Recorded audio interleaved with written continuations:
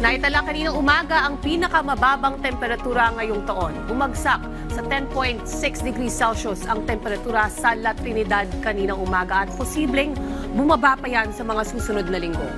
Pumangalawa naman ang Baguio City kanina sa 14.6 degrees, habang umabot sa 19 degrees ang Kasiguran, Aurora at Tanay Rizal. Samantala, ang apektado ng easterlies ang Visayas at malaking bahagi ng Mindanao, Palawan at ilang parte ng Sorsogon at Masbate. Ang mga lugar na ito ay makararanas ng maalinsangang hangin at bahagyang maulap na panahon, may paminsang pagulan. Ang amihan naman ay magdadala ng mahinang pagulan at bahagyang maulap na panahon, particular dito sa Metro Manila at nalalabing bahagi ng Luzon. Samantala, silipin na natin ang New Year's Eve at New Year's Day forecast sa ilang mga pangunahing lungsod sa bansa.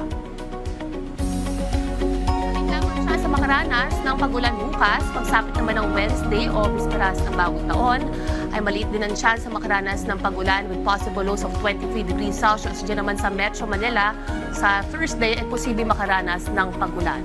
Ito naman ang New Year's weather outlook para sa mga ilang mga destinasyon sa ating bansa.